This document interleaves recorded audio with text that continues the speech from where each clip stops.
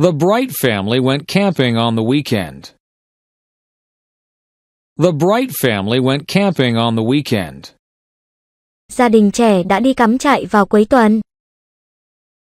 The Bright family went to Silent Lake. The Bright family went to Silent Lake. Họ đi tới hồ Silent. The Bright family left on Friday. The Bright family left on Friday. Họ đã lên đường vào thứ Sáu. They camped for 3 days. They camped for 3 days. Họ đã cắm trại trong 3 ngày. The Bright family brought a big tent. The Bright family brought a big tent. Gia đình trẻ đã mang theo một chiếc lều lớn. They brought a lot of food. They brought a lot of food. Họ mang nhiều thức ăn. They brought insect repellent.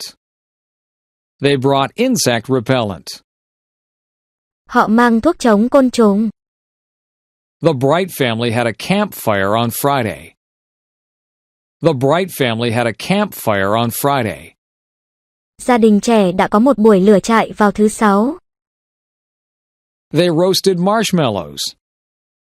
They roasted marshmallows. Họ đã nướng kẹo dẻo. They sang campfire songs. They sang campfire songs. Họ đã hát những bài hát lửa trại. On Saturday, they went canoeing. On Saturday, they went canoeing. Vào thứ Bảy họ đã lái cano. On Saturday, they went fishing. On Saturday, they went fishing. Vào thứ Bảy họ đã đi câu cá.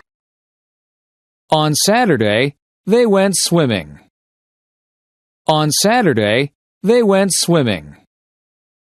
Vào thứ Bảy họ đã đi bơi. They went hiking on Sunday. They went hiking on Sunday.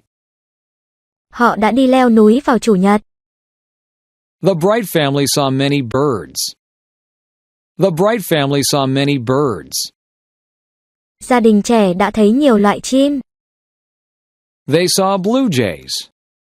They saw blue jays. Họ đã nhìn thấy những con chim rẻ cùi xanh. They saw hummingbirds. They saw hummingbirds. Họ đã nhìn thấy những con chim ruồi. The Bright family saw many animals. The Bright family saw many animals. Gia đình trẻ đã thấy nhiều loài động vật. They saw a raccoon. They saw a raccoon. Họ đã nhìn thấy một con gấu trúc. They saw a squirrel. They saw a squirrel. Họ đã nhìn thấy một con sóc. But they didn't see a bear. But they didn't see a bear. Nhưng họ đã không nhìn thấy một con gấu nào. The Bright family had a fun vacation. The Bright family had a fun vacation. Gia đình trẻ đã có một kỳ nghỉ vui vẻ.